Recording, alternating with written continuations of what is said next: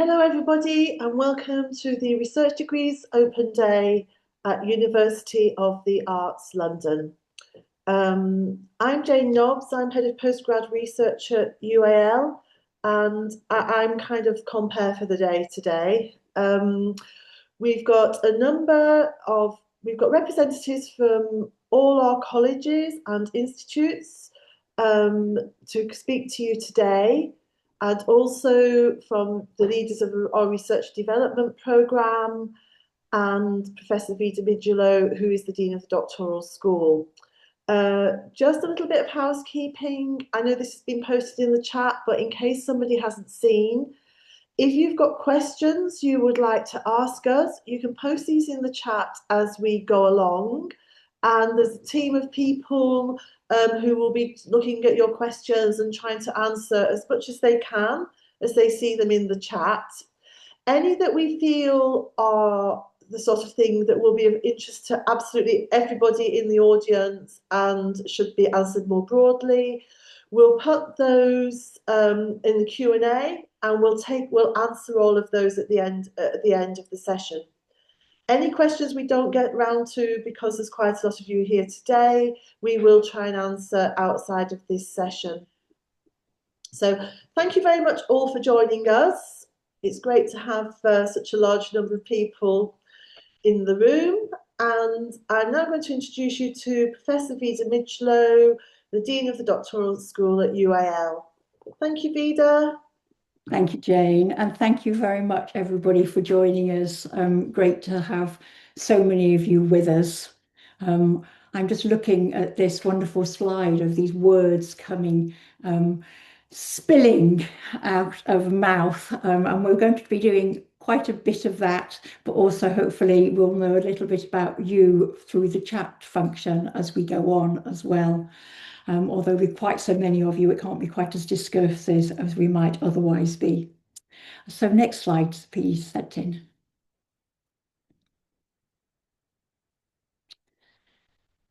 So we're going to the programme we're going to look at today. We're going to talk a little bit about why study for a research degree and what a research degree might offer you, and why it might be something you're wanting to enter. We'll speak a little bit more extensively about why do it at UAL and tell you more about our research environments.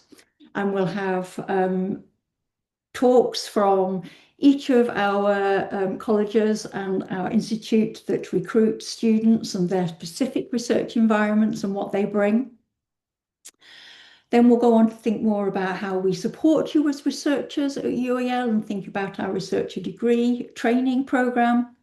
And then we go into some sessions and slides on kind of how to apply, what eligibility criteria do we have, and what funding might be available, or how you might get funding. And then hopefully we'll have time for questions at the end. We won't be using breakout rooms, but we will use questions. So please put those into the Q&A function, which you'll see at the bottom of your screen.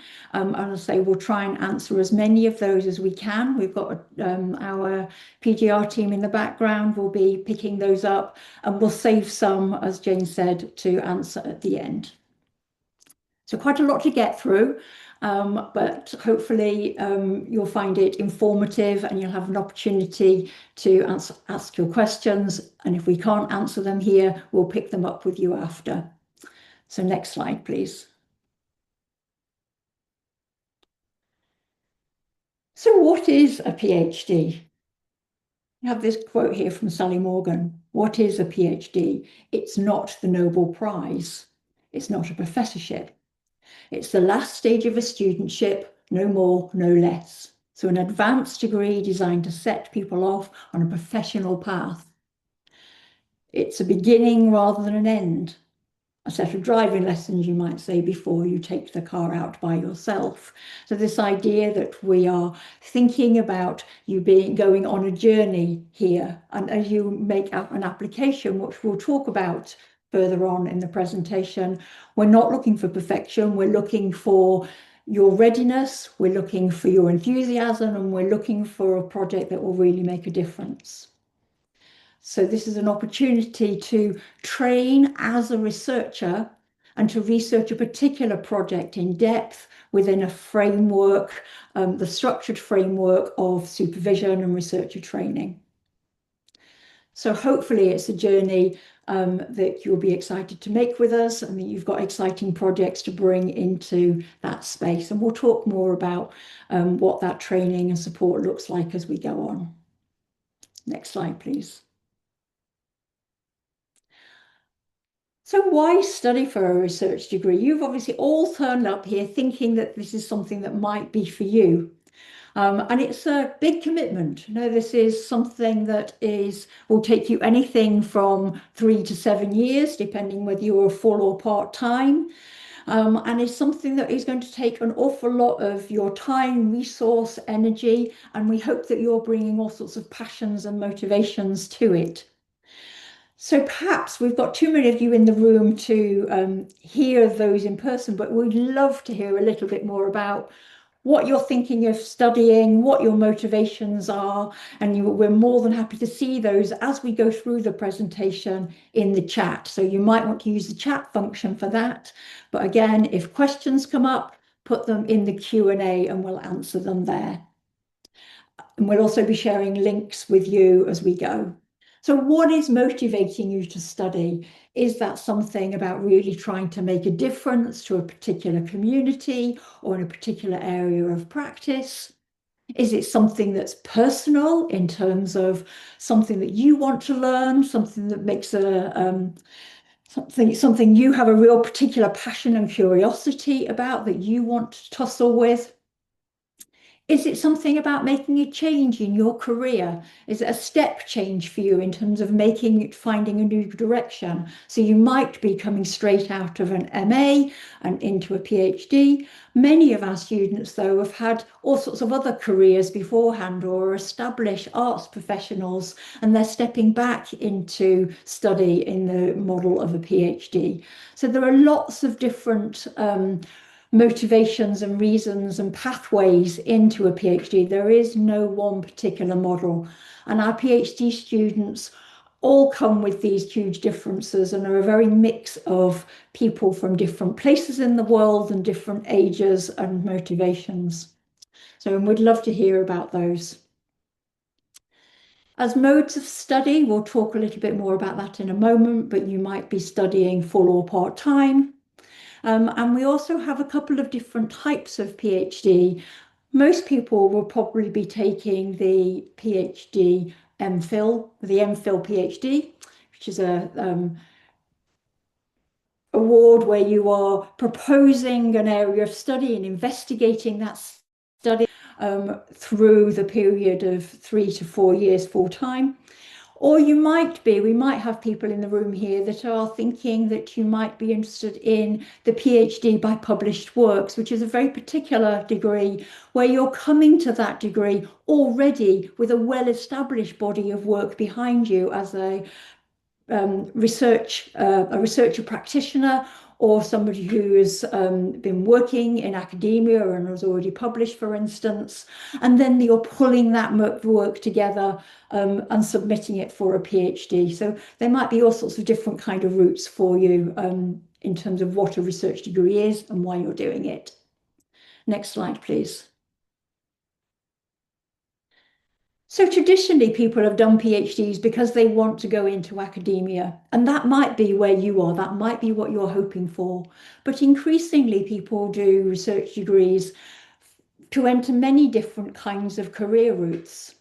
And there's this a lovely piece of work done by the British Academy here. Hopefully we can get that link in the chat for you, looking at career paths for people that have done arts and humanities research degrees and following different kinds of career routes. So really thinking about how the skills you'll develop, the transferable skills in strategic thinking, analysis, reflection and evaluation can make a difference in many different professions, many different career paths.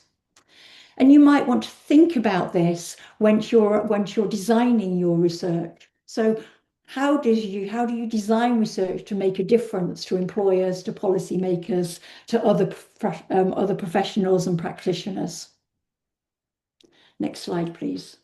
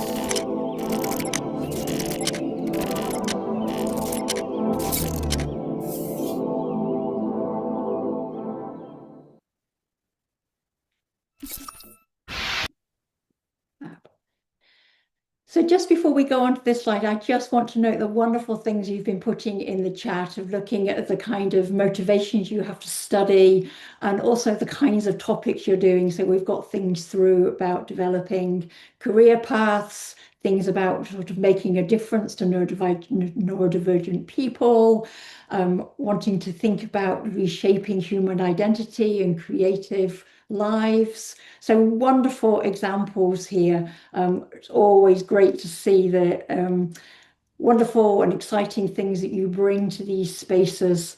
So thank you for sharing those. Keep doing so through the process of the meeting if you'd like. It would be lovely to hear them.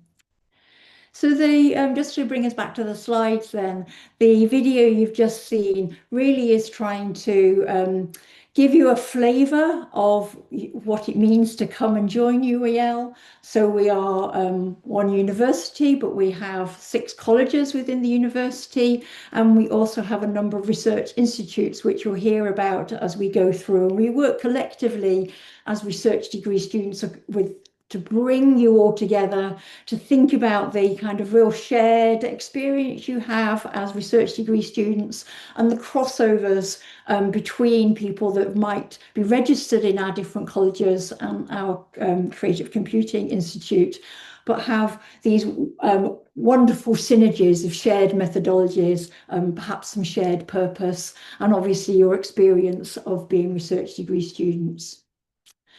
In terms of UAL's reputation, we are second in the world for arts and design from the world rankings, and we have been so for quite some time. And also we are leading in arts and design in the UK Government Exercise for Research Excellence. And things like the Queen's Anniversary Prize is something we've been really pleased to be awarded on a number of occasions, and really speaks to the quality of the provision in higher education and the research that we're engaged in. And as a specialist arts and design university, we are the largest UK provider of arts and design and communication studies, and we have one of the largest PhD populations in that area. But it also means, as a specialist university, we have a vast range of specialist resources that we negotiate you with in terms of what your project needs to come to its fullest fruition. And that's something to be thinking about as you apply. Next slide, please. So these are just some snapshots from our website of some of our research institutes and our research centres. So the institutes and centres are ways of galvanising particular areas of research where we have real specialisms together, bringing staff and activity together under a collective effort of a centre or an institute.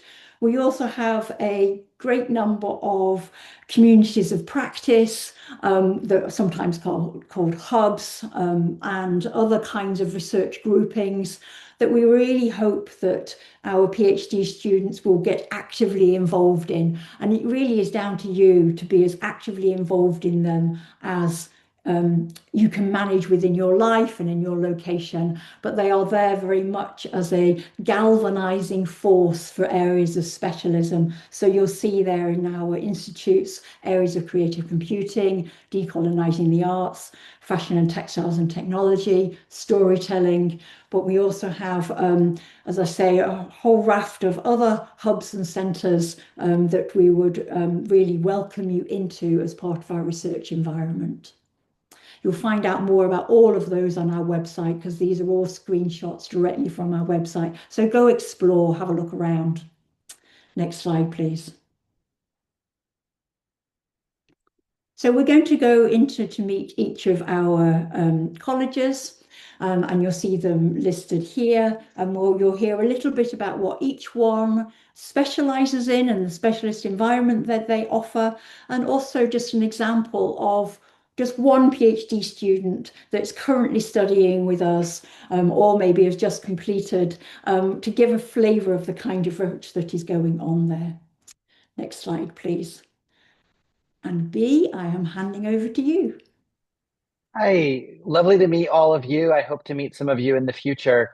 My name is B. Wall. I'm a research fellow at the Creative Computing Institute, and I support our research across the board. My pronouns are they or she. The Creative Computing Institute is a fantastic place to study if you're interested in the intersection of art and technology. We really take it to the next level where you're really understanding both the artistic practice as well as how technology works, not just thinking about how to use these new technologies or, how to apply them, but thinking about what the agency is, what the affordances are, and really getting your hands dirty in terms of looking under the hood with some of the new technologies that are happening. We have students who kind of come from all sorts of backgrounds. We have students who come from a dance background. We have students who come from animation backgrounds. And we have students who come from sort of various art and design backgrounds, coming in with all sorts of different skill sets, right? So often people have some technological skills already, but sometimes they have less so, and we have ways of developing and supporting you in those ways. What's really important is that you're interested in really pushing the bounds of what's possible and working with really outstanding supervisors who've been working in this area for quite a long time. Do you want to go to the next slide, please? So we've brought to highlight one of our students, Jifu, who is a really interesting case in point of someone who comes from an animation background, did illustration, did a degree in illustration at Camberwell, and then started to work in the intersection of virtual reality and kind of virtual reality environments in terms of data visualization, particularly using the new Vision Pro. And it sort of gives you a sense of the way in which our students get to really use some of the newest technologies, get access to some really outstanding equipment. And then this is a project which I won't go into much at the moment, but where she worked with a number of other students across UAL to kind of bring the artist Frida Kahlo kind of to life using various machine learning technologies, such as a piece of technology called Runway ML, which you may not have heard of. And we're really excited about the new breakthroughs that have been happening, and our students are really starting to find new ways of combining video and artificial intelligence and lots of other great stuff. Can you go to the next slide? So before I move on to the next institute, I just wanted you to have a look at some of the kinds of stuff that we're doing. This is our current PhD cohort. I can see one of my own students there right in the front. They're really fantastic. They meet a couple of times per week, and really build a community aspect. And yeah, I would just take a minute to kind of look over those sorts of projects and really think, are these the sorts of projects that you want to do? But are you interested in this intersection where creativity and computation kind of meet and you have a deep knowledge of both? I will hand back to Vida to go to the next institute. Fantastic. Thank you very much, B. And I'm actually handing over to Sergio, I believe, to speak about three of our colleges, Camberwell, Chelsea and Wimbledon. Thank you, Vida, and hello, everyone. I'm excited to have so many people here today to spend a little bit of time discussing everything that happens in the PhD space across UAL. I am here today to spend a little bit of time with you in my role as PhD coordinator for Camberwell, Chelsea, and Wimbledon. And you are currently looking at a photograph of the outside of the Wimbledon College of Arts, but you are seeing three names on the top of the slide because the three colleges, Camberwell, Chelsea, and Wimbledon, have their own traditions and specialisms that are, I guess, rooted in their specific histories because they started in very different ways, but they all have converged to come together into kind of three colleges in one. So they retain some of their specialisms and their identity, and this also is reflected on what happens at each of the colleges in the doctoral space, but they are also a unit in some ways. So Wimbledon began back in 1890. It was part of the Rutledge School of Boys at the time, and Chelsea started about 5 years later as a polytechnic. And Camberwell also started back in the 19th century as a School of Arts and Crafts, and they've all had their separate trajectories. but have been brought together as they joined UAL around 2004 to 2006. And now they formed that kind of trio of sister colleges within UAL. And so they retain those traditions and areas of expertise to some extent, but between the three campuses and the three colleges, there is a lot of interests that are shared, ideas, areas of research, and also resources. And this also applies to the PhD world, so to speak. So to give you a sense of areas in which these different colleges have specialized. Camberwell has had a long-standing tradition in drawing, graphic design, printing, illustration, interior and spatial design, but have over the last decades veered or ventured more into computational arts. They are well known internationally for their printmaking and photography, sculpture, tradition and output. But all of these are often investigated, particularly at research level, as part of a social context. So all of these areas of expertise tend to have a social component, socially engaged component, if not political component. But sometimes, interestingly, the technically focused component comes together with that social engagement, so that the intersections of technology and society actually come together in creative practice.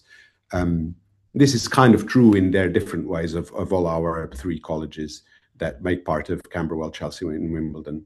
Wimbledon, on its own trajectory towards becoming part of UAL, has been at the forefront globally of socially and politically engaged theatre, be it from a decolonial perspective or critical engagement. It's famous for its acting courses, scenography, performance research, site-specific practice, and then also recently venturing more into emerging technologies like VR or AR and robotics, and how technologies are seeping into our practices, including performance, engagement with audiences, etc. So all of these long-standing areas of creative practice in research in our colleges are very much in tune with the most recent developments in technology and practice, globally, site-specific, but also taking into account technologies like VR or AI. And finally, Chelsea has a very strong tradition in archives and collections, Black art, modernism, sustainable design, creative health and well-being, curation and museology. So, for example, it's currently home to TRAIN, the Transnational Art, Identity and Nation Research Center that Professor Mijelo mentioned or had in one of the slides before, the UAL Decolonizing Arts Institute. So this is to say that while these specialisms in each of the colleges are retained and cared for and promoted, often the most exciting projects are around ideas at the collaborative and interdisciplinary interfaces between our colleges. And this is true across Camberwell, Chelsea, and Wimbledon, but this is also true in the interfaces and exchanges between these colleges and other UAL colleges at doctoral research level. It is often the case that projects can span, in terms of supervision, several of our colleges beyond just Camberwell, Chelsea, and Wimbledon. So this kind of interfaces, interplay between the colleges that is true of Camberwell, Chelsea, and Wimbledon also applies differently, of course, to the wider context of UAL. You can find more information on these research areas and also academics who are working on those research areas online on our website. I would encourage you to go and explore a little bit more, particularly trying to understand in our colleges who are the people working in areas that might be closely in tune with the ideas and the projects that you are interested in developing. Our PhD researchers tend to be often based at one of the colleges, Camberwell, Chelsea, or Wimbledon, but they engage with PhD researchers across all of these three colleges and often meet at Chelsea, sometimes twice a week, sometimes at least once a month, and yearly for the PhD festival, where all of our PhD students come to show work together in a large exhibition and a symposium. So there are ongoing opportunities for engagement, some of which are set up or designed by the colleges or by the doctoral school, but there's also space for people to self-organize and create their own spaces of interchange of ideas. And that's something that we are keen on promoting at Camberwell, Chelsea, and Wimbledon. Next slide, please. And finally, to give you a very small, hopefully enticing taste of some of the work that happens in PhD research at Camberwell, Chelsea, and Wimbledon. Tina Rowe is one of our current PhD researchers, and in her work, she brings analog photography to the exploration of narrative possibilities of materials and landscapes. So here, as you can see in the current slide, the work is called Oyster Shell Ghosts. And you can see some family photos printed onto an actual oyster shell that's been taken from the banks of the River Thames. This shell is many hundreds of years old, and all of the other shells that Tina has used are usually dated for hundreds and hundreds of years old. So these shells have seen firsthand the history of naval colonialism that passed through the Thames River over many centuries. And Tina connects her own autobiographical family connections with East Africa and England to come to the fore in this body of work.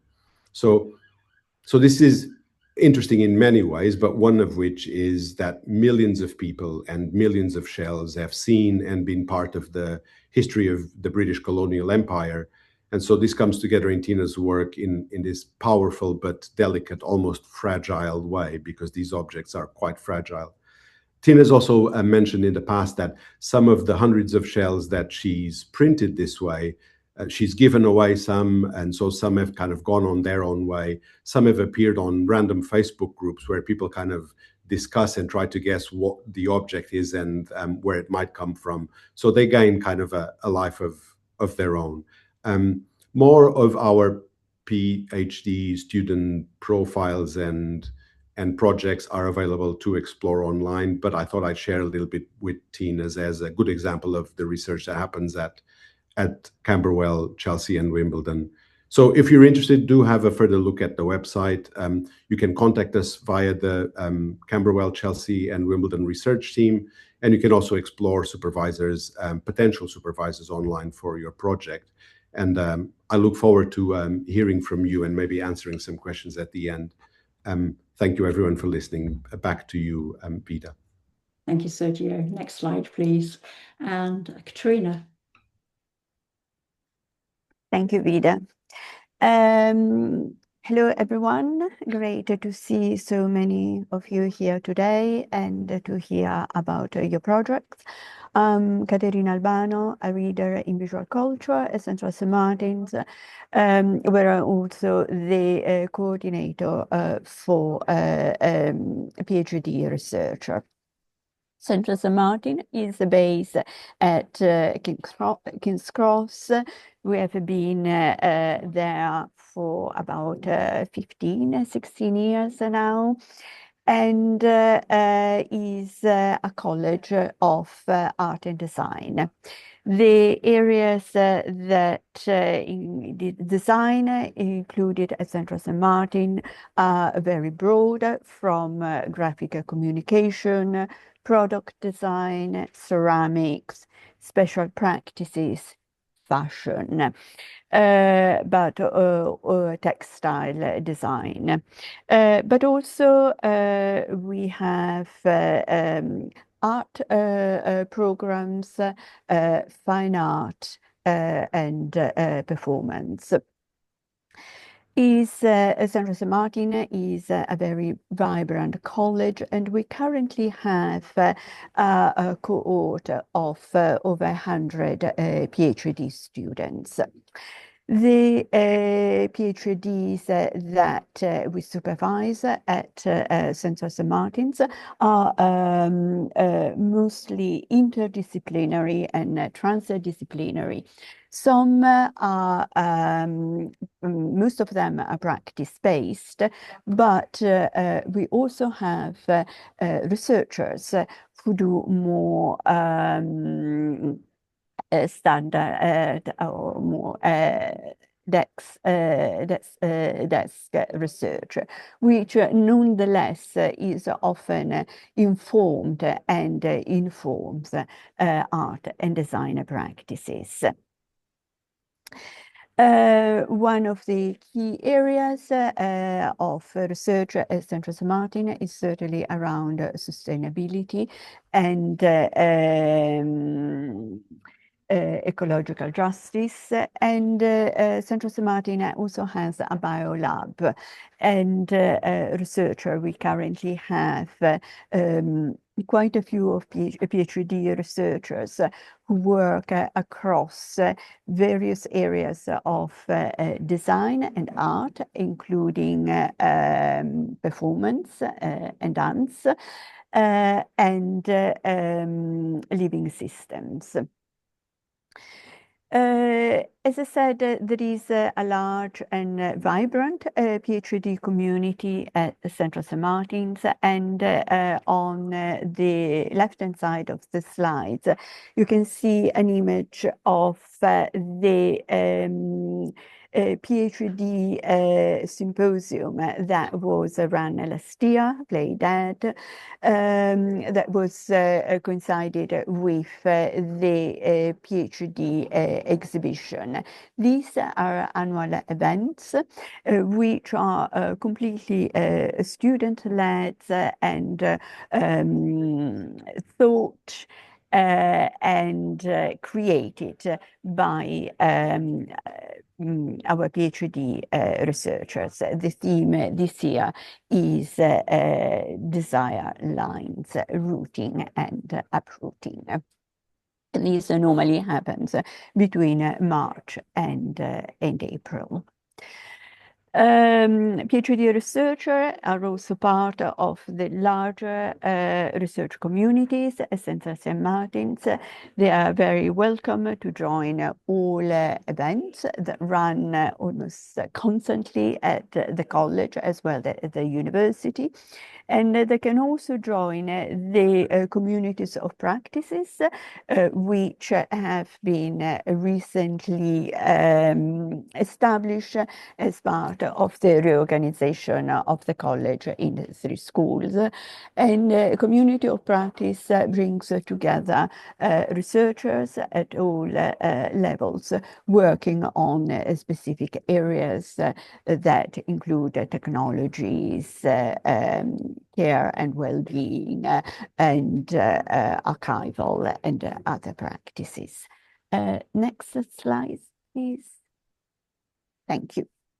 I have here an example of the work of one of our current PhD students, Xianshu Dong, who is in his second year of a full-time PhD practice space across the work on Xianshu works on photography.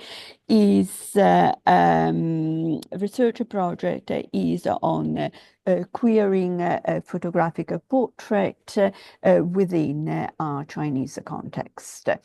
Xianshu work has been received numerous awards and has been exhibited both in the UK and internationally. And Xianshu is also one of our current PG reps and is very much involved with the community as the college. I'd be very happy to answer any questions and at the end. And thanks a lot. Thank you very much. Next slide, please. And Ian. Hello everyone, I'm Ian Haig. I'm the Associate Dean of Research here at LCC, London College of Communication. We're based in Elephant and Castle, just in the south of London, just south of the river. So great for access to the South Bank and various things around there. Here at LCC, we've got 3 schools, which are roughly equal size. We've got the Design School, which hosts courses like illustration, graphic design, design management, user experience, things like that. We've got the Media School, which includes particular specialism in photography, alongside other media such as film and television. And we've got a Screen School, which includes things like animation, sound arts, and a variety of disciplines in those sorts of spaces. Now, across the college, we have quite a lot of collaborative working across those 3 schools. So we have specialisms in things like illustration and graphic design, but also, as I mentioned, photography. We've got games design, various things around branding. And we've also got quite a lot of work on policy and service design, alongside things like film, television, sound arts. And we've also got the Centre for Research in Sound Arts Practice, or CRISAP, which is based here at LCC, and brings together researchers from the staff group, but also our PGR researchers as well. And we've got quite a lot of active work on sound arts. So that might be of interest if sound arts are your field. It is worth mentioning that we are about to move in September 2027. We are going to move over the road just from our current campus into a brand new building. So if you do decide to enroll at LCC, you will join us in that new building once that's in place. It's currently under construction. And we also have a range of events and opportunities for PGRs at the college, including our student forum, which brings together students from across the PGR cohort. We've got around about 115 PGR students here at LCC, and they come together in the student forum where they have an opportunity to learn about each other's research and share their projects, but also to get some insights from various colleagues around the college on various different skills, and think about things like career development and how you might move from a PhD into a range of different careers, whether that's an academic path that you want to take or into industry or other areas. And we've got quite an exciting provision around graduate futures, which is looking at how do we build out that career path from the college into those other spaces.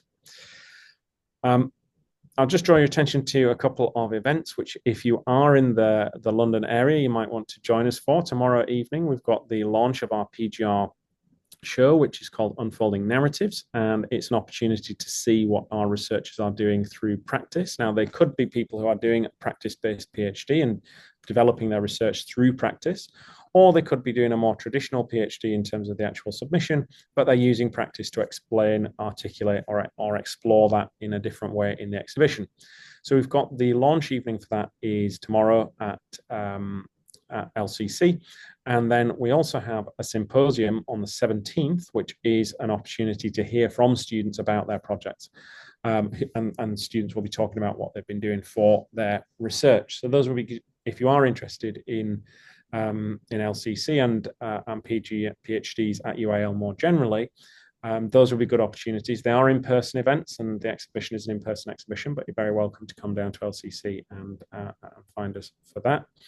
I will put a link in the chat, or I'll put our research office contact email address in the chat. If you do want to join for that, you can get in touch at that email. Can we go to the next slide, please? So I'm just going to draw your attention to one of our actually now recently graduated PhD students. So this should say doctor, but Hai-Chi Yang worked in LCC on a project around illustration and anxiety. And so the small red monkey you can see there is a visualization of anxiety. And Hai-Chi's project is a really good example of the types of work that we do at LCC. So I mentioned earlier that we cross various different disciplines and groups. And Hai-Chi's project combined illustration practices, graphic narratives, kind of comics type practices with psychology. And so she was working with a psychologist and did quite a lot of work to understand how anxiety works and then could be represented through image making practices. In this case, as you can see, her illustration. So Haichi's a great example of the types of work that we often do at LCC, where it doesn't necessarily sit within one discipline, but it spans across multiple disciplines and brings in a range of different specialisms. I think you'll see that reflected across the university as well. So across all of our colleges, we tend not to be completely rigid in how we understand our disciplines. We want to take those forwards through the research that our PGR students do. I think I will stop there, but very much welcome any questions. I'm happy to pick those up either in the chat or in the session at the end. Thank you, Ian. I'm looking forward to the opening tomorrow night. I believe it's Eve that's going to do this slide, but I think we've got Eve and Agnes here from London College of Fashion. Over to Eve then. Eve, I'm here. Yes. To chip in. Hi, Agnes. Hi, everyone. I'm Eve. I'm the Program Director of Integrated Study and also PhD Coordinator on Practice Research. So I work closely with Agnes, who's another PhD coordinator by research. So we both work at London College of Fashion. So for many of you who know, LCF is based at East Bank, and we have very exciting kind of different kind of facility and kind of amazing kind of like place kind of nearby. So we have the V&A Storehouse, V&A East, which is going to open very soon. We also have Salowells and BBC next to us, but also other places that kind of sitting in East Bank. I was kind of peeking all the chat on the right, and there's lots of great interest in fashion, which is really, really exciting. One of the kind of research interest people might quite keen to find out more about, if you want to pursue a PhD at LCF is we have specialists and to the researchers working area of business studies, psychology, sociology. I noticed someone mentioned law. So we do also have people around this area and sitting in fashion business school.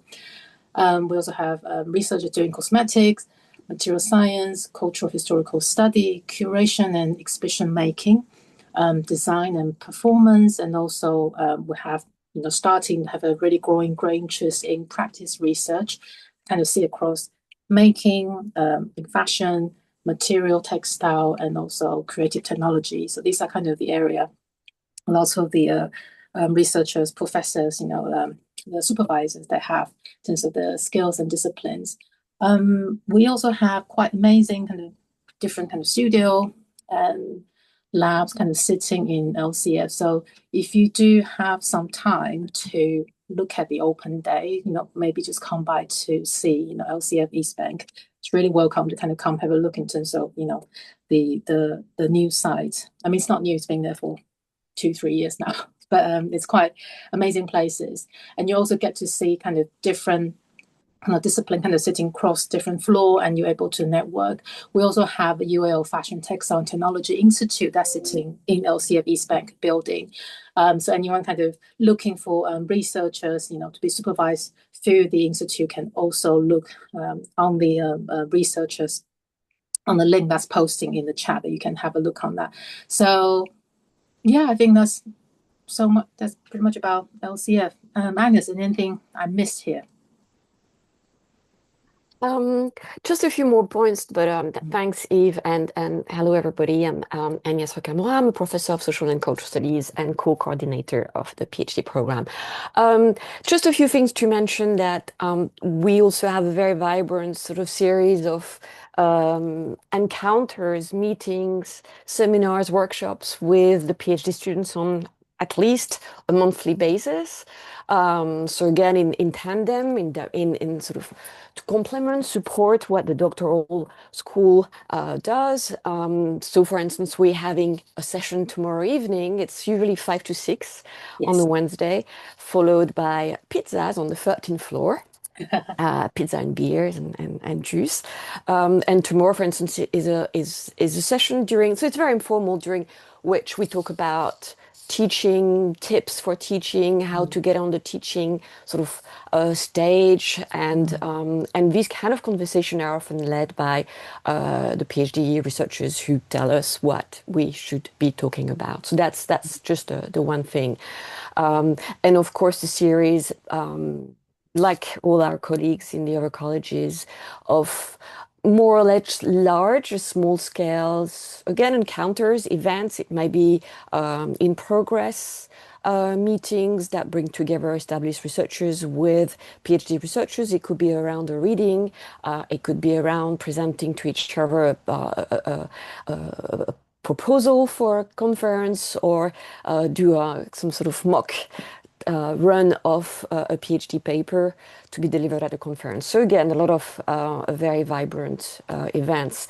And I think the one thing to insist on is the kind of cross-disciplinarity of the college. Is we are all about fashion, but it's really a lot of the project, most of the project that we supervise and that we research on are traveled across the disciplines. And I think LCF is one of the many strengths, is to be one of the places where you are always attuned and you always hear what's going on in parallel disciplines, the better to support your approach and your expertise. So these are just a few things that I wanted to add.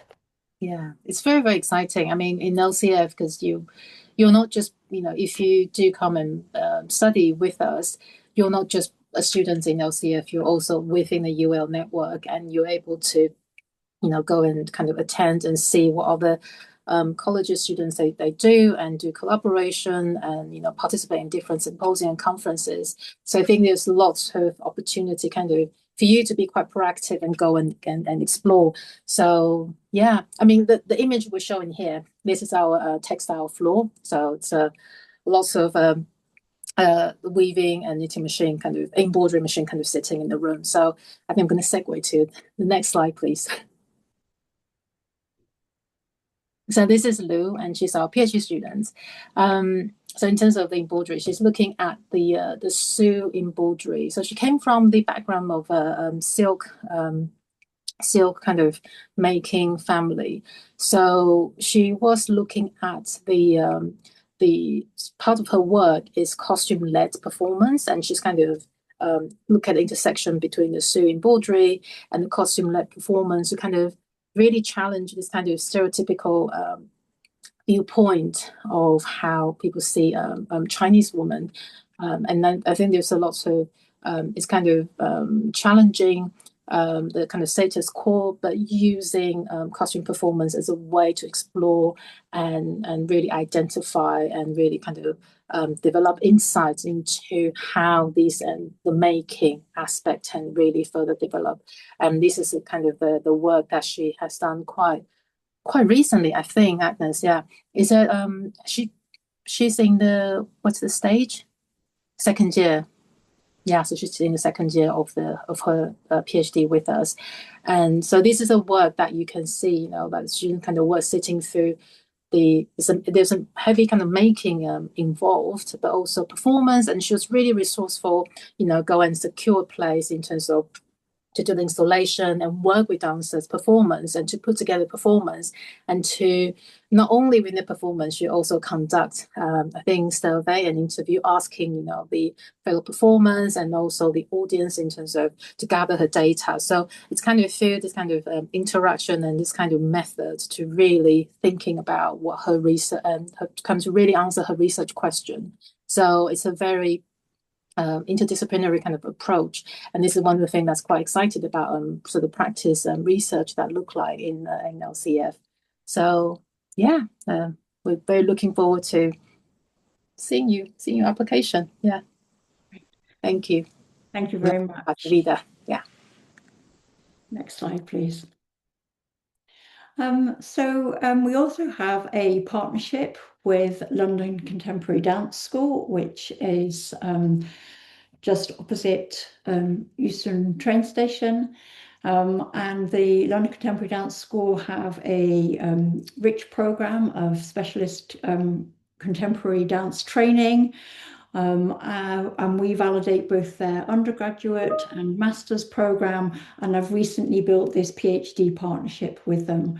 That PhD partnership means that you'll be co-supervised by somebody at UAL and somebody at London Contemporary. And it means that you're really being able to benefit from the specialist knowledges and environment of their school, but also the place, which is the affiliate organisation to London Contemporary Dance School, which has a professional programming organisation and supports professional artists and producers. Next slide, please. So this just gives you some areas where London Contemporary Dance School are interested in supporting. So looking at areas of creative practice, very particularly interested in supporting people who are makers, engaged in making work for various particular contexts or particular audiences, or exploring particular choreographic methodologies. They're interested in looking at dance through a cross arts and interdisciplinary lens. And we saw actually on the slide from creative computing, we've got one project going on at the moment that crosses creative computing and dance. And also from Central St Martin's, Katerina mentioned the Grow Lab, and we have a student that's looking at using the Grow Lab, using the notion of living systems as a basis for thinking about how this informs, shapes choreographic practice. So a real example of how interdisciplinary work happens in this programme, and how these students that are dance-based, practice-based, and then linking to the wider specialisms of UAL. So they're interested in that, alongside really looking at the histories of dance, engaging in archival work, and also more traditional, you might say, theoretical approaches are also open. So have a look at that specialism and that programme. It's a small new programme that we're really excited to be in partnership with them. If you are applying to that route, just please make sure you do state that in the title of your application. You'll see then London Contemporary Dance School at UAL in the title of the form, and that allows us to pick them out and to make sure that we're sharing that information with London Contemporary Dance School. And we are only taking applications for the September entry point, so you'll be needing to be thinking about that now, because at UAL we take them at September and for January, so just be making sure you're aware of that for the London Contemporary Dance School partnership. And I'm happy to take questions on that if that's something that particularly people are interested in. Next slide, please.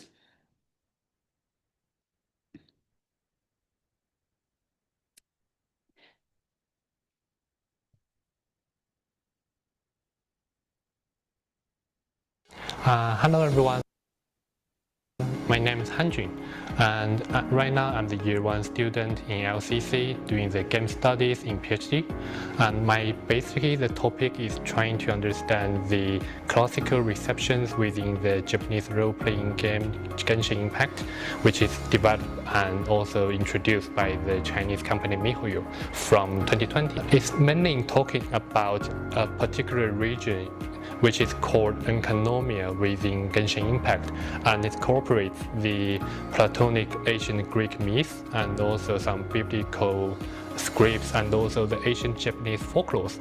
And my main basic talking is trying to understand its classical receptions or the integration of the transnational knowledges within the game, and how could those kinds of the classical receptions can be represented in our contemporary identity crisis or for the understandings of the transnational culture.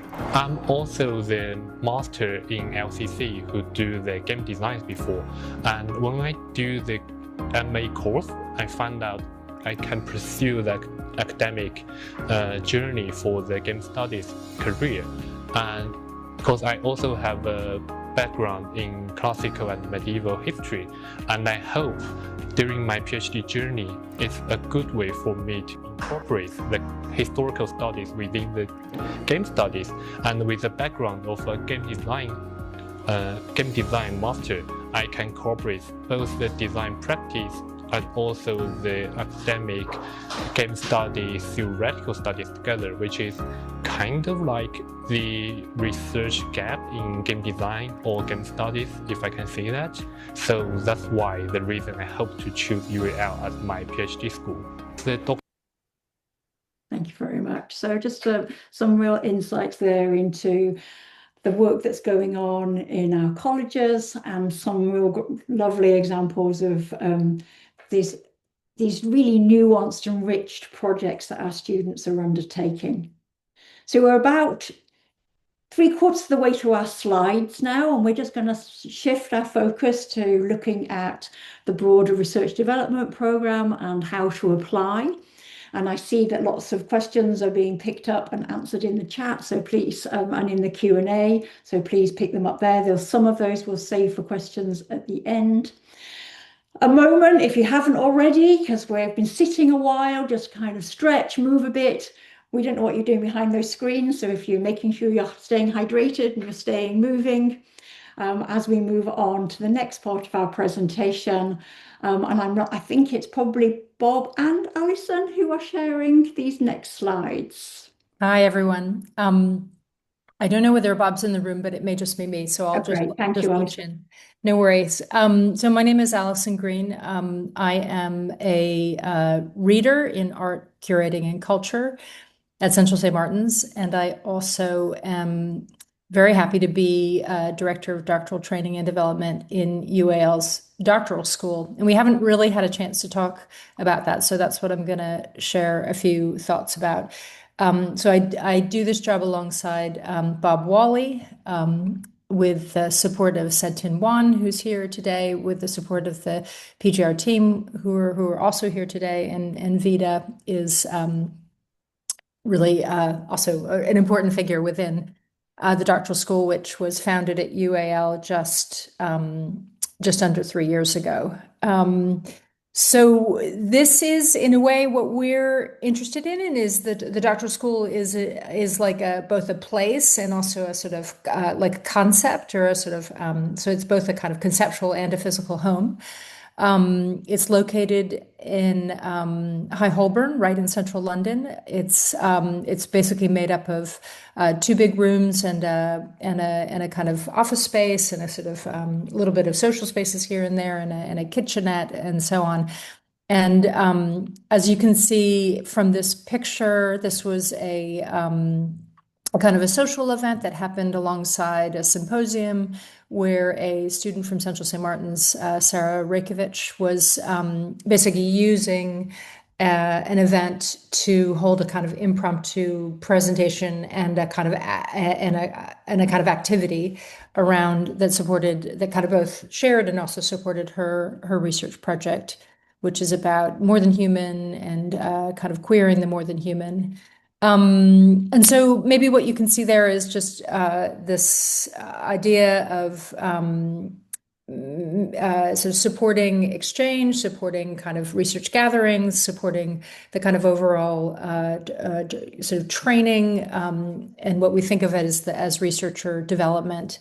And this is a kind of complement and a kind of also perhaps also an anchor to what happens in the colleges and the institutes. So all students are members of the doctoral school at the same time that all students are enrolled at one of the colleges or the CCI. So I was just going to share a couple things. Myself and Bob, a couple of years ago, put together our thoughts into a presentation that we talked about. We used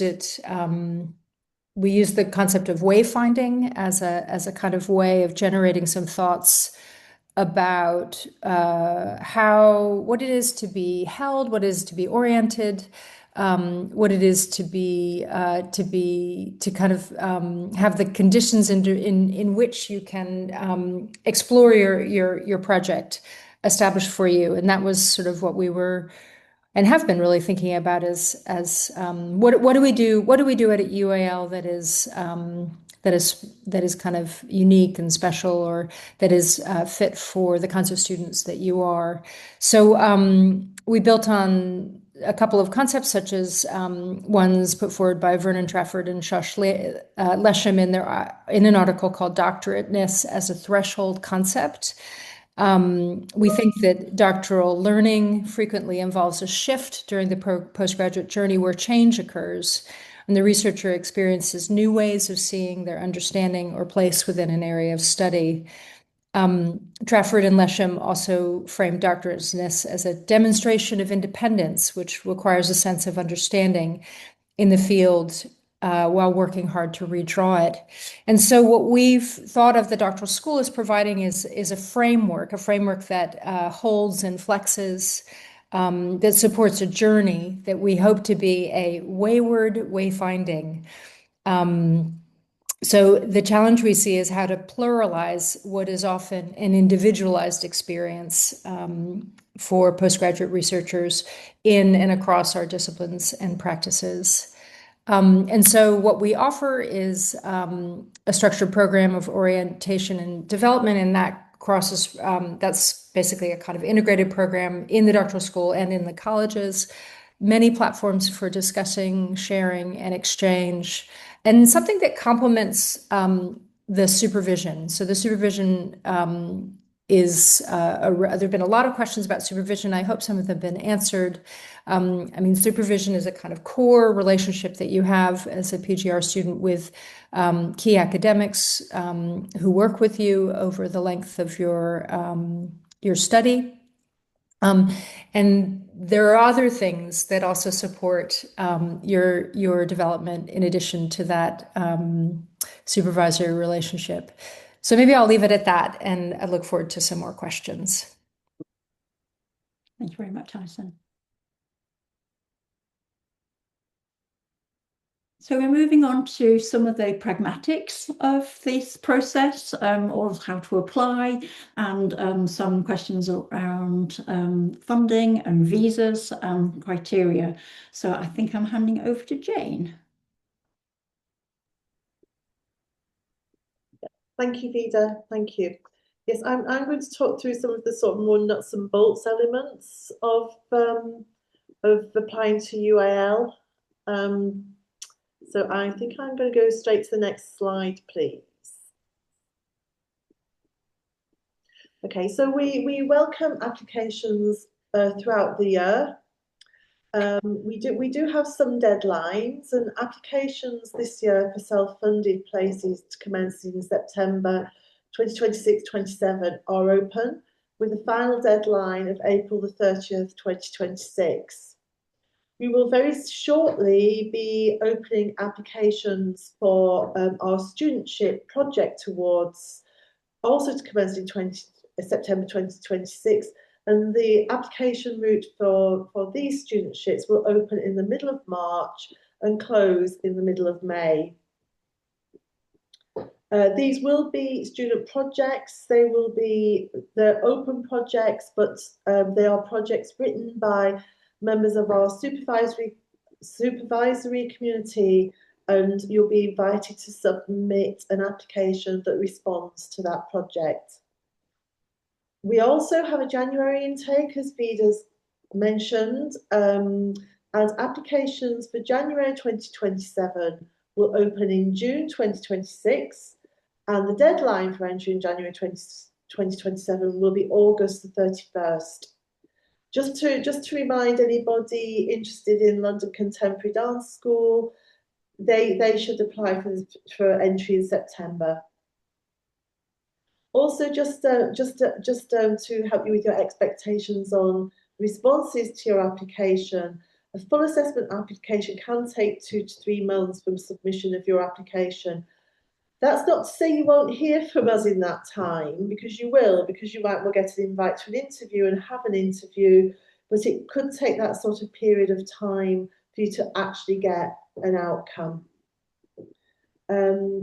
These international students who require support in applying for a visa, we would refer you to our student advice service, as they're able to offer support to all international students and advise you on what type of visa you should be applying for.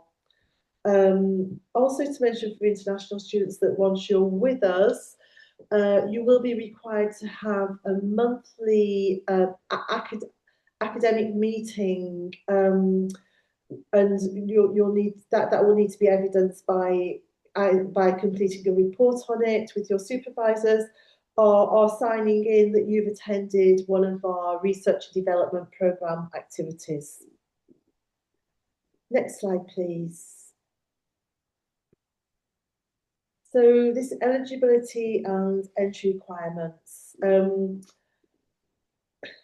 PhD students quite often do have a master's degree or equivalent experience. That said, the panels are looking for motivation for undertaking the PhD, a readiness and potential, and not perfection. So if you don't have a master's degree, please don't be put off from applying, as experience is just as important, and we're just as interested in hearing about that. We value diverse experience and perspectives, and there is no one route to a PhD.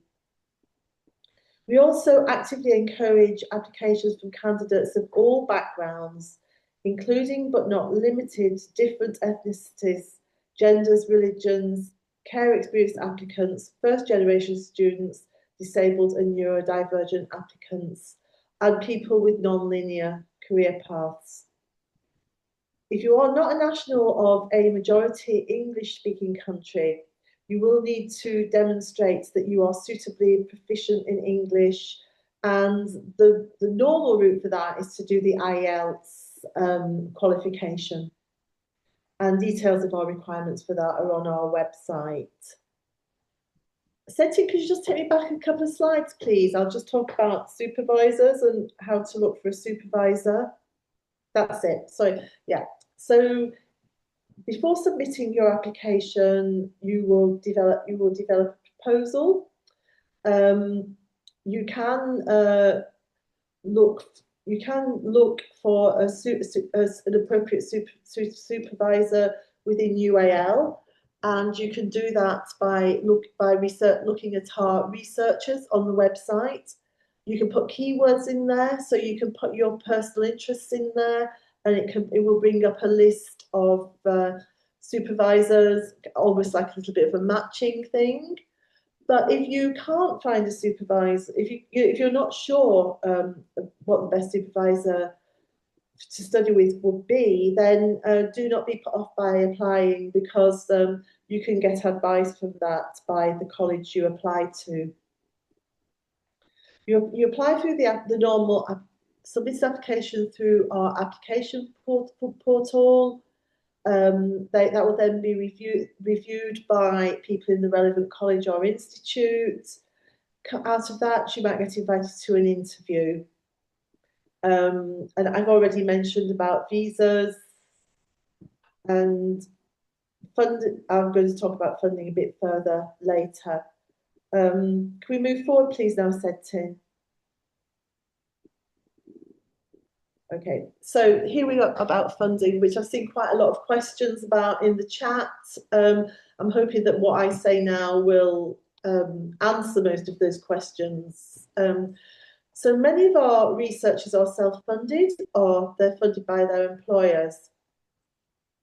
We will be advertising studentships shortly, as already mentioned. There's 4 UAL studentships for funded studentships projects, and the deadline for that will be mid-May 2026. We will also have 3 AHR Doctoral Landscape Awards for students joining from October 2026, and the deadline for that will be mid-May 2026. There are UK government doctoral loans for UK and EU settled status applicants, and you can find out about that on the government loans website. If you are a UAL alumni, there is a fee discount of 20% for eligible applicants. Now, that is 20% on every year of study, so it's quite a good reduction. If you are a UAL intern, a university staff member, there is fee support available for you. There will be some fee support available for some students, and there's information about that on our canvas. So, yeah, so next slide, please. So this shows the our fee rates for the 2026-27 academic year. I probably don't need to say too much about that because they're all on our website and they're all listed here. Expected standard duration for a PhD for full-time is 3 to 4 years, and for part-time it's 5 to 6 years. One thing I would mention, our studentships are open to international applicants, but they are only funded to the home fee rate. So international applicants will need to pay the difference between the home rate and the international rate. But all those details will be on the website when the studentships are advertised. And all the studentships will be studentship projects, and they're all around the theme of placemaking. And they will have project titles, but they will all be quite open to enable students to write projects addressing the themes. Next slide, please.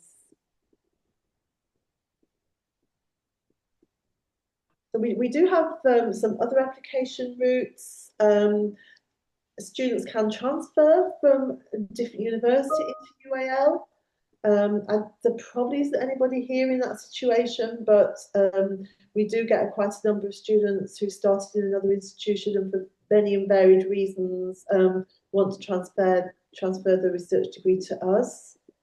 We have a PhD by published works, whereby someone who already has quite a lot of research that is in the public realm can apply to have that research considered as a PhD, and they will then be, if it's deemed that their outputs match the requirements of a PhD, they'll then be invited to come and study with us, and they'll be invited to write a contextual document to frame their published works. We have a visiting student route whereby someone from overseas can come and spend 3 to 6 months at UAL, and there are details of that on our website. If you want any more information from us, you can contact the team at researchdegrees@arts.acu.ac.uk. And these 3 routes here you can apply at any time during the year. PhD, you can transfer in at any month in the year. PhD by published works can start at any month in the year. Visiting students can start in September, January, and April. Next slide, please. I think I hand over to Alison and Bob here. Thank you. Thank you, Jane.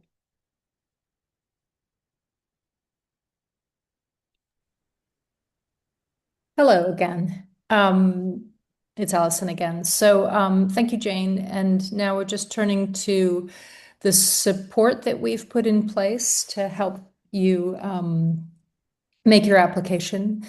And we are offering 2 different live sessions over Zoom.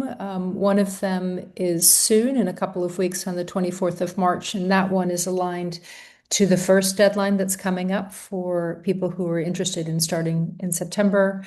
We'll run another one just like it on the 28th of July, and that one is aligned for those who are putting applications for next January. And something to say is that in that session, we will probably, there'll be myself and there'll be Bob, and there will be a couple of other PhD supervisors, and we will be working with you as a group, and maybe there might be 30 to 50 people in the room, and then we'll offer kind of breakouts where we'll be working with you in smaller groups, so that you'll have a chance to talk to other applicants and talk to a supervisor directly and get some sort of direct feedback. Both of these sessions are designed to follow from a pre-recorded session that's available on the website, where Bob and I kind of take you through the parts of the application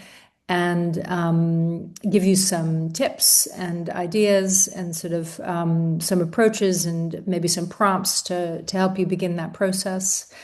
And lastly, we also have a Padlet, which is a kind of digital platform with a number of resources on it. And that Padlet you can find probably by looking at the recording. There'll be a QR code on that recording that gets you to that. And that Padlet also kind of contains all the kind of resources that you would need to apply at UAL, and maybe things that you would need to apply to another PhD program, and that's fine too.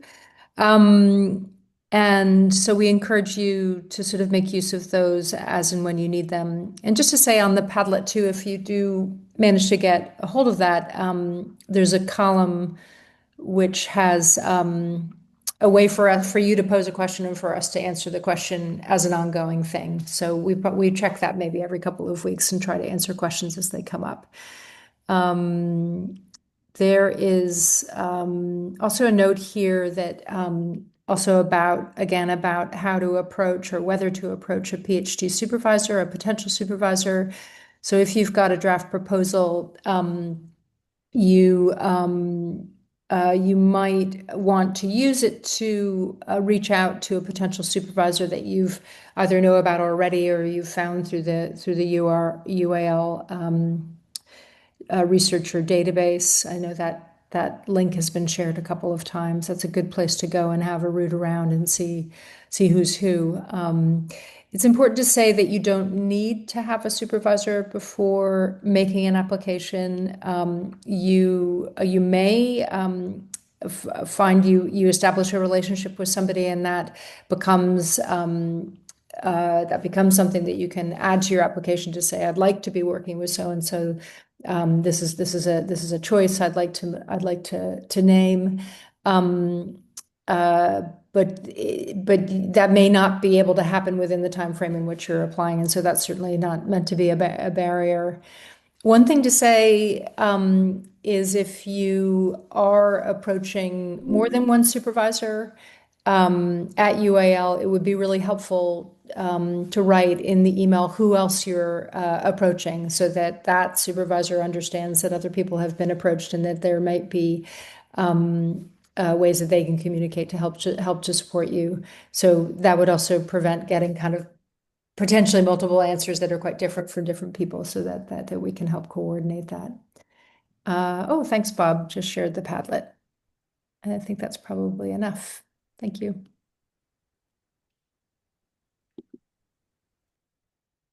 Thank you, everybody. Such a fantastic group of colleagues with me here today, sharing their specialist knowledge of UAL and these processes. So this is an opportunity to pick up some of your questions. We're still answering them in the chat, but if there are particular ones that colleagues have picked out that we think would be good to answer live, I can't quite remember who's moderating that for us. If you'd like to pick them out, and we'll see who can answer from our colleagues in the room. Hi, Vida. I think that was for me to moderate. Fantastic. Thank you, Jane. And there's one here that I think, if you don't, I'll ask you to answer. Okay. It's how established do you have to be for a PhD by published work? Okay. Great, thank you for that. So remember, for everybody perhaps not so familiar, the PhD by published works is a degree where you're pulling together a collection of materials that you've produced over some time, with a proportion of that really needing to be within the last 5 years or so, that really is work that is already in the public domain, and that might be in the public domain through work that has been published in journals or in book form. So it's been through some kind of peer review process, or it might be material that's of artwork or performance practice that has been in galleries or in public spaces of other kinds. So the kind of work that is coming into a published works degree is quite varied, but it does have to be work that is already existing in the public domain. In terms of how experienced you have to be, it's really to do, you will need to show a track record. So, but it's very difficult to say how much, because that will depend on the nature of the work. So to give an example, we might have somebody putting forward for a published works that has produced one monograph, and they use that monograph as the basis for the award. Or they might have a collection of 6 or 7 peer-reviewed articles, or a mixture of peer-reviewed articles and exhibitions or commissioned work. If you're in a design field, for instance, and you've been commissioned to undertake work. So it's very difficult to say how much experience, but if you're interested in that route, the best thing to do really is to have a conversation with us, and we can start you in the process of helping you think through how to shape a degree of that type, because there's quite a bit of thinking of, well, what have I done? I'm really trying to find what we call the golden thread, the thing that weaves them all together, that is clearly your contribution through this practice. And that's the thing we're looking for, is you've got this collection of things that have been in the public domain, but what is the contribution of all that work that makes it worthy of awarding a PhD to? I hope that helps somewhat.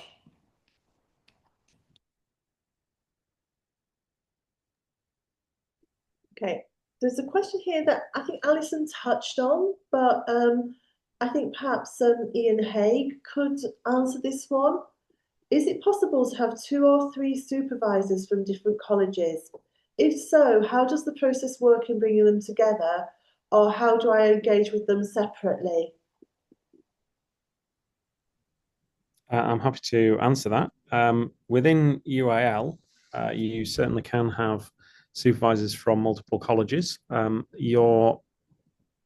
college that you register at will be determined by the Director of Studies. So probably the first thing to do is to get in touch with the people that you have in mind for the project, and then you can work out if you want to register at a particular college, then it would be important to decide which of those supervisors was going to be the Director of Studies, so that would happen.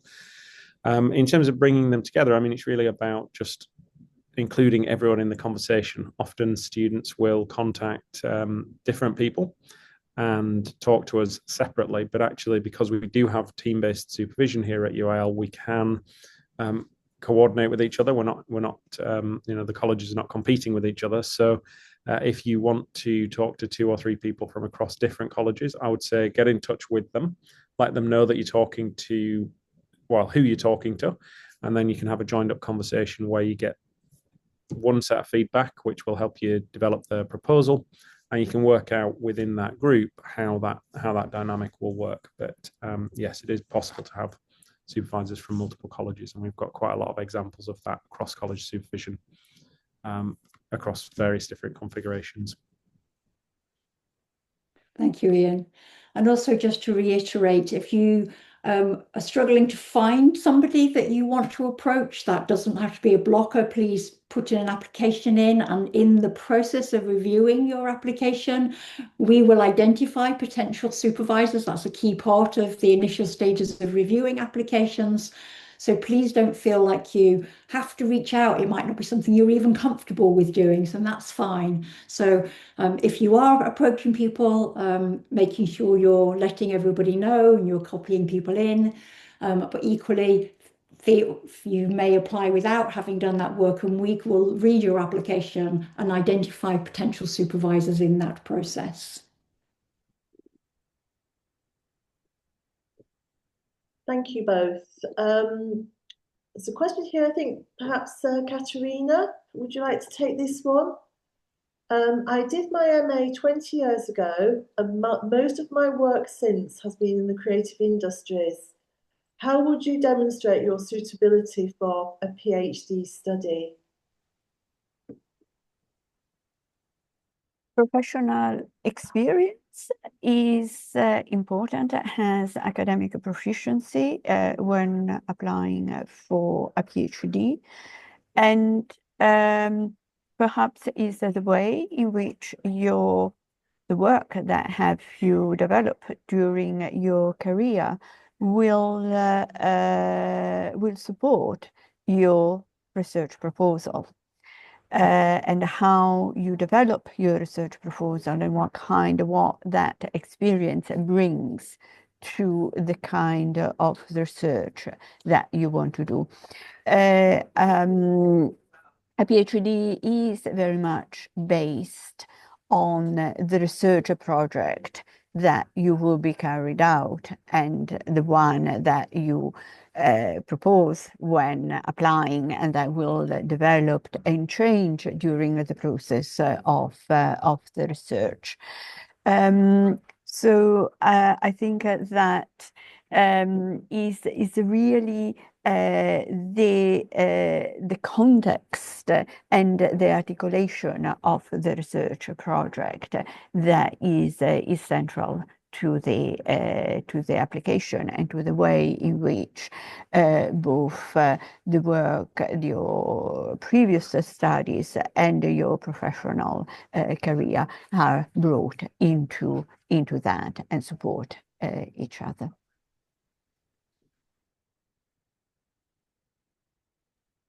Thank you, Katerina. I've got a question here. Perhaps I can ask Alison to answer this. Oh, someone's already answered it, actually. Well, no, it's still there. Is it ever possible to have one supervisor from somewhere like KCL or UCL because of a social science impact, and one from UAL for greater interdisciplinarity? Great. I'm happy to try to answer this, and maybe Vida, you can come in if it needs a further point. Yeah, and quite a few people asked this question in the Q&A section, and I think it's been answered a couple of times. But our current thinking is that we need to establish a strong supervision team from within UAL staff and UAL expertise, and we're sort of using that partially because it's like better practice overall that the supervisory teams are made up of people from within our university, and it also sort of is a bit of a sign that there's a good fit between a proposed research project and what we can offer as a university. So it's a sort of a sign that the greater research ecology is well suited for any particular project. And I just note that quite a lot of people have asked that question. So it's interesting that quite a lot of you are coming to this process thinking that you probably are doing a strongly interdisciplinary or transdisciplinary project, and that spans maybe arts and other kinds of disciplines, or arts design and other kinds of disciplines. What I want to say is that within UAL, we have a lot of members of staff who have quite diverse research practices. And so even if, within this framework of, say, art design and communication, which are our kind of, I don't know, that's the sort of way that we frame our research practices, there's an enormous amount of further specialization into a really wide range of fields, and that includes social sciences, it includes historical and theoretical work, it includes coding and creative practice, it includes highly theoretical work, it includes things in business, and so on and so forth. So I'm just mentioning some of the ones where I know we have strengths. So I think the first way of approaching this to be really rooting into our portal for finding out who our researchers are, and try to find somebody who is from within UAL, and I think probably we cover quite a lot. And then if we don't, then it maybe raises the question of whether UAL is or is not the right place for you to be studying, for you to be doing your PhD. And another way of thinking of it is that the supervisors are not the end of the kind of support structure around your PhD. And so if you can't have a non-UAL supervisor on your team, there are, of course, really important reasons for nonetheless seeking support in more maybe informal ways, or seeking that kind of input in other moments. For example, in the Viva when there does need to be somebody external to the university that comes in to be part of that wonderful moment of celebration and evaluation of the final work. Vida, have I missed anything? No, that was a beautiful answer. Thank you.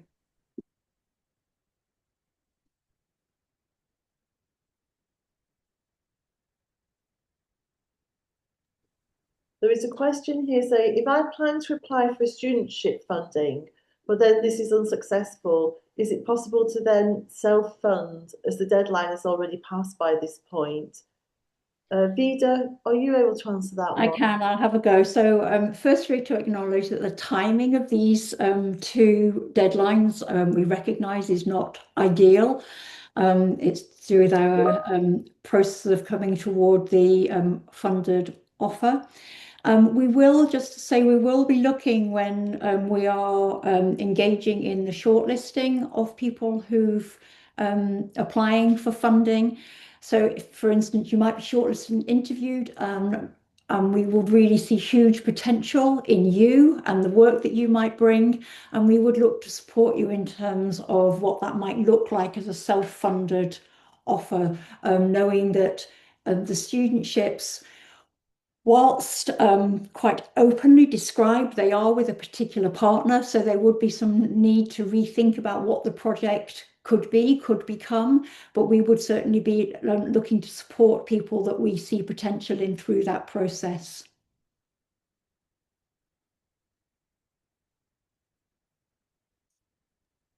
Thank you, Vida.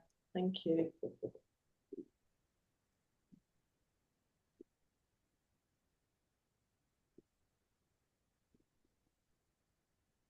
I'm just looking through the questions that are left here. Oh, perhaps Agnes, we could ask you to answer this one. After completing a PhD, what kinds of preparation or qualifications are typically required to become a lecturer?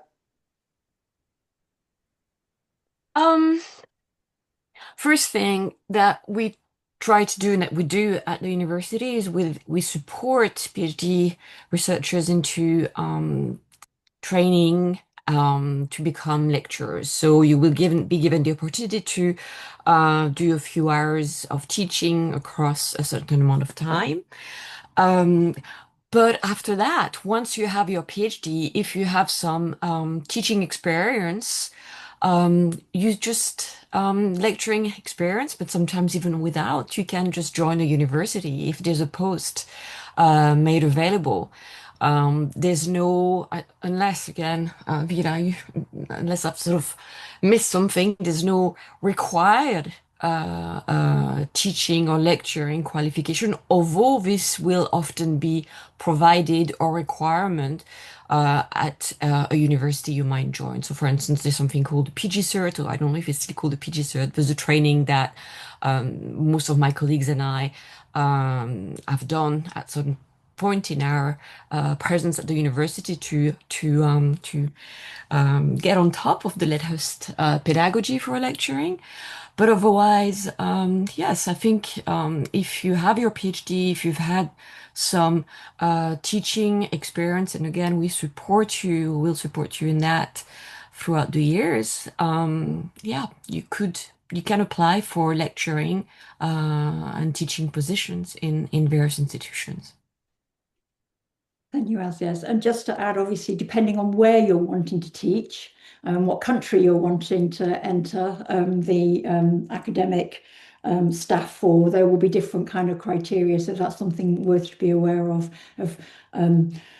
Obviously, it's not in the formal teaching qualifications are not embedded within the PhD, so we can help you to get some experience in that space, and there's a process of application for that.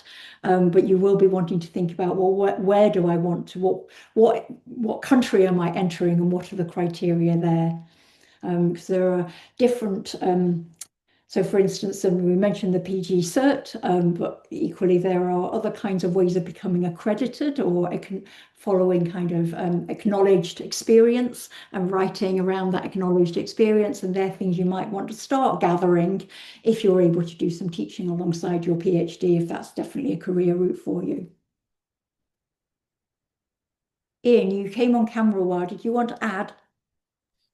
I was just going to say that in the UK, this is UK based, but there is a body called Advance HE, which has a fellowship structure. I'll put a link to that in the chat.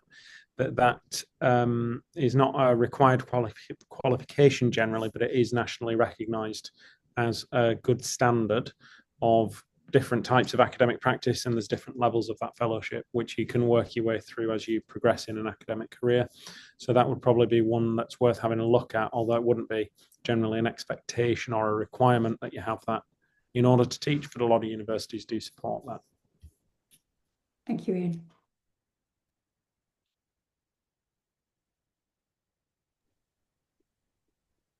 There's another little addition to the teaching question, which perhaps B, you'd like to answer.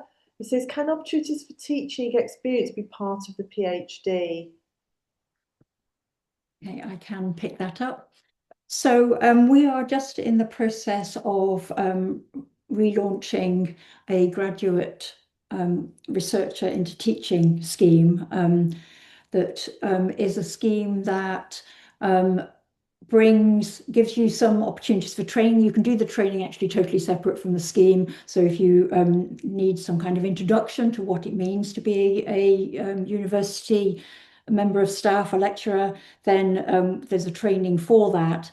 But this scheme, this graduate researcher into teaching scheme, which is what Agnes was alluding to, is an opportunity to take that training and apply that in a particular context with a particular group of student. It's a limited number of hours, that scheme, but it's for somebody who's never done any of that work before and really wants to, you've got all this wonderful knowledge and specialisms as researchers that you bring into the research space and you develop through your degree, and it's an opportunity to work out, how do I share that work with others that are very different areas of work or specialism.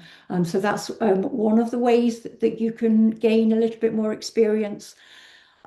Equally, any of our PhDs can apply to do hourly paid work, either within our colleges or potentially within our short courses. And there are other ways of gaining teaching experience. And of course, you might want to look at that beyond UAL and look at what's available in other institutions. The amount of that kind of teaching you do will depend on whether you're a international visa student, which has limits on how much paid work you can do, and in fact, how much voluntary work you can do, or indeed if you're a full or part-time student. But we'd certainly encourage it, and it's something to be speaking with your supervisors about in terms of how we can support you into those kind of opportunities.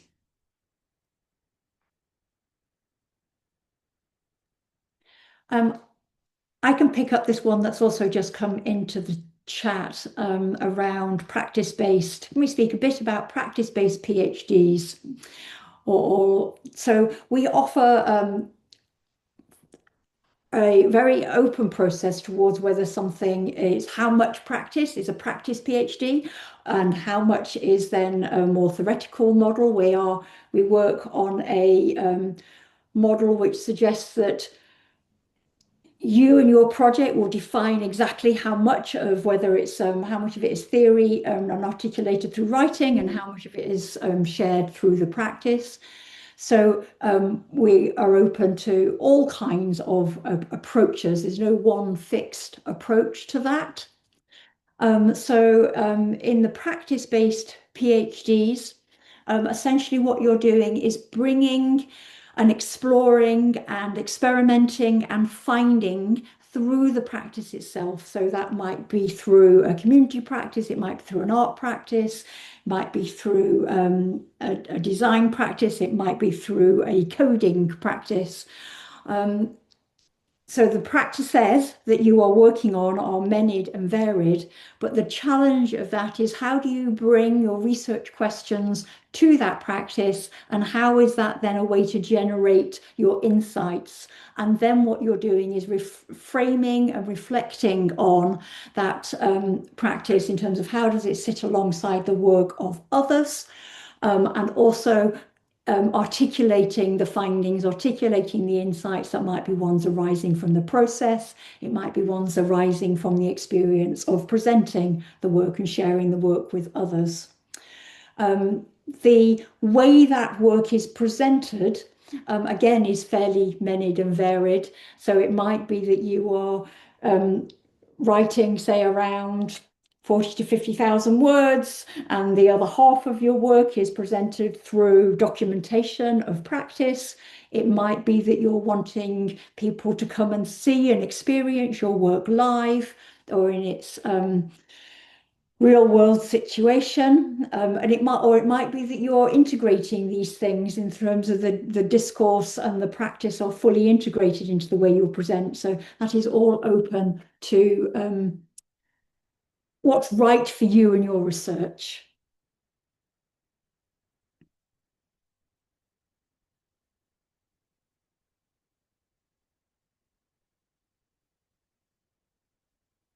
So I'm not seeing many others in the chat. I'm not sure whether we want to. We've got a bit of time left.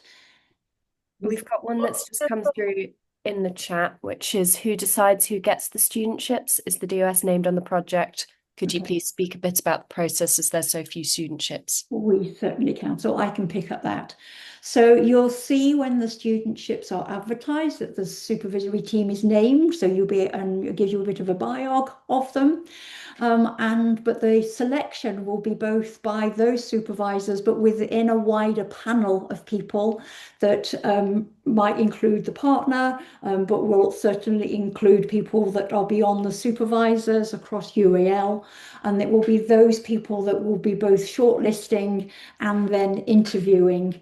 What we're really looking for in those studentships, as you'll see when you read them, they are projects that are set out in terms of how we best make use of the connection to a partner and how that partner can best support your research inquiry, whether that be through placement opportunities, maybe that be through access to archives, maybe it's through being able to observe activities in their location, be access to their staff.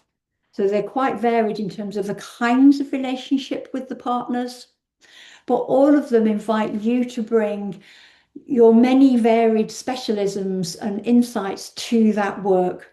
So what we're looking for in those applications is not that you just reiterate what you see in the project as set out, but you bringing yourself to it, your lived experience, your academic knowledges, your practices, your community experiences, and bringing those into the projects to envisage, well, what would that project look like for you?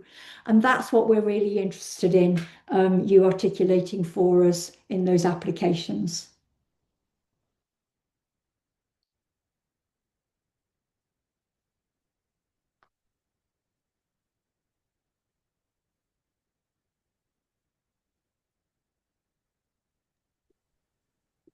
There's one here that would be, I think, for Eve at LCF. It says, I am planning research on the fashion evolution of traditional Manipuri garment panek in Manipur, northeast India, focusing on how traditional dress adapts to contemporary fashion and cultural contexts. I would like to ask whether ethnographic methodology would be suitable for this research and whether it would be better to pursue a distance PhD or an on-campus PhD at UAL.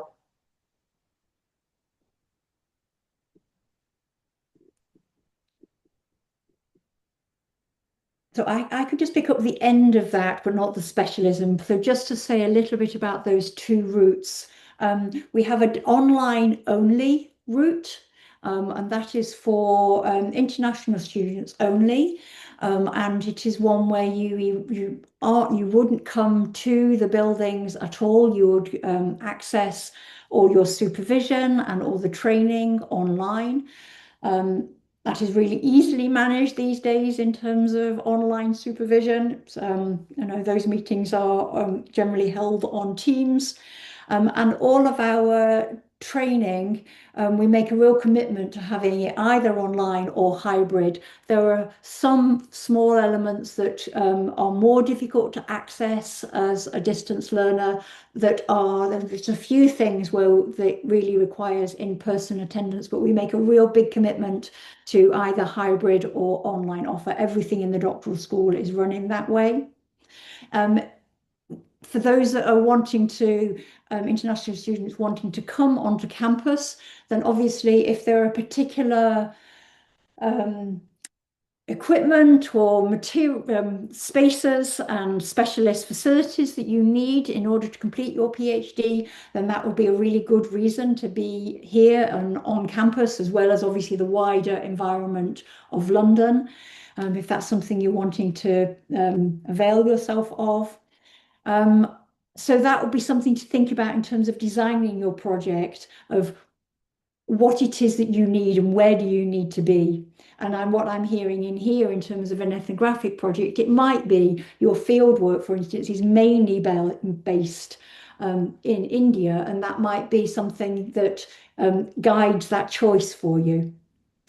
But in terms of the specifics of the project, Eve or Agnes, you might want to pick that up. Yeah, I thought I just want to chime in to say something about the ethnographic research, because like Vida, you just said, student can do the field work for a period of time that's outside. If you study in like on site in LCF with us, for example, you can take up a period of time to do field work off site, and this is something that the supervisory team will work with you in terms of developing and put together a plan and how to kind of do the work, and also depending on the method that you are approach this. But I think we do have a couple of different examples. Agnes, are you happy to share maybe like an example of our students do ethnographic research off-site?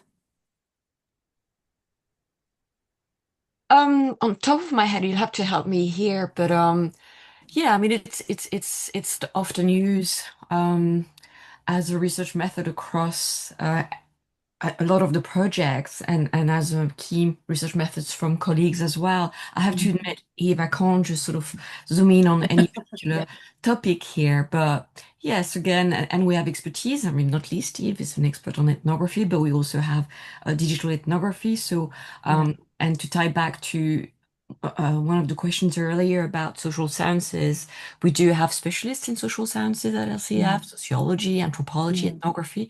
So again, the method has to be justified in terms of the research question, something many of you will be familiar with when you start doing your PhD. Yeah. But, yeah. Hope that answered the questions. Thank you.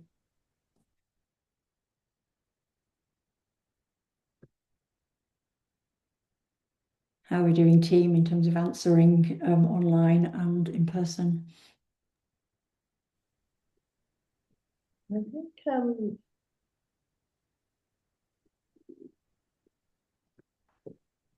think online questions have been answered.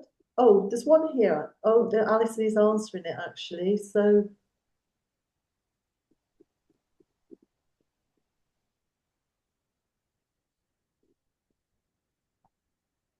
I could come in. Yeah, that would be great, Alison, because I think that others would appreciate the answer to this one.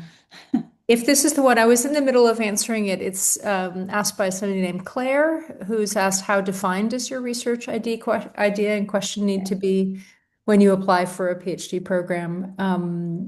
So I was typing a novel, no, going into great detail. No, so I was thinking that, you know, it's a difficult question to ask, and maybe I'll just sort of hold two things at once. One is that for some people, their research process will be by intention designed to stay open to change, and that can be a really positive way of doing research. And in a way, we don't do research if we already know the thing that we're setting out to know. So I think maybe all research is setting out to find something, and that's the exciting part of doing it.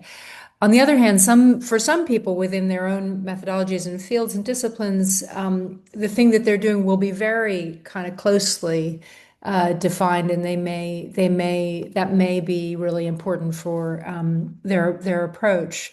So that's one way of saying it's not an easy answer to give straightforwardly. I think if you look at it from another point of view of what we're asking for in you making a proposal is we're looking for an opportunity to understand what it is you'd like to do, to kind of think about whether we're able to support that, and that that may be thinking about the kinds of practices that you're working on, or the kinds of fields that your work relates to. So that could be like professional practices, or that could be the kind of area where the same questions that you're asking are kind of being generated from. And so maybe I've mentioned this before, but in a sense, we're looking for a fit. We're looking that we can supervise you. We're looking that the thing that you want to do can be supported at UAL. So if maybe all of you are coming from really different perspectives, if you think about the fact that the person in the digital space right next to you might be, for example, doing like cosmetic science, but you really want to do sculpture in relationship to kind of national identity or something like that. Those are so different. You have to start to name the thing that you want to do. We don't give you much space to do it, so the challenge really is to how to kind of summarize it, how to get to it quickly, how to use words in economical ways so that they kind of signify in the ways you mean it. And I'm thinking about something Agnes just mentioned about this kind of alignment of the different things that are in your proposal. I think there's something about are they kind of sitting together in a way that kind of offers something that feels a little bit possible or coherent or integrated. That's also a positive thing. It's not always easy to do that. So help us by sharing what it is you really want to do, and maybe switch the gears from thinking, oh, how do I get the place, to saying like, how do I ensure that the thing that I want to do is understood and recognized by this place, and that this is a good place to do it. I hope that makes sense. Fantastic. Thank you, Alison. And I see another question here around the studentships, but actually it probably applies to all applications. The question being, when applying for these studentships, where in the research proposal would you expect the applicants to bring in their lived experience, academic knowledge and practice background to show how the project would take shape through their own perspective? So there's two, well, more than two, but the key two things that you're going to be writing for is, one is the research proposal, but the other is also a personal statement. And it's in that personal statement where you'll really want to bring out what it is that specifically means that brings you to this work and that brings you to the questions that you're asking. So it's in there that you'll really bring that kind of lived experience and background to the fore. There are other ways of doing it, obviously, within the proposal itself, but that is really where we'll be looking for that information. And it's, there are things that we can see on a CV in terms of qualifications, but there might be all sorts of things that you bring in terms of your former academic studies or professional studies that aren't evident in a straightforward CV that you might want to bring forward in that personal statement in terms of particular experiences you've had that are pertinent to the project that you're putting forward. Hope that picks that one up for you.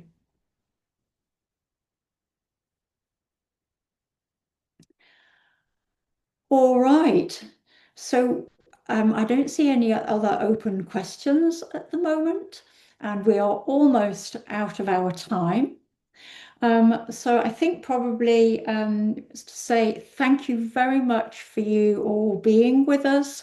You see online here the research degrees email address. So please just reach out to them, which actually is several people that have been on the call today are behind that email address. We'll be picking up answers for you, and obviously colleagues that have been speaking from the different colleges, if you wanted to reach out to them, we've been putting their bios in the chat as we go. If you've got questions that are particular about how to find somebody in a particular college, or you've been interested in something they've said and you wanted to reach out to them, then please do that directly. But anything else that you're wanting, or you don't know who else to go to, please come to research degrees at arts.ac.uk. Thank you very much for your time, everybody. It's been really great having so many of you with us today and to see your projects. And colleagues, thank you very much again for your expertise and for being with us, offering so much of your insights into the world of PhDs. And at that, unless I've missed anything, I think we'll come to an end.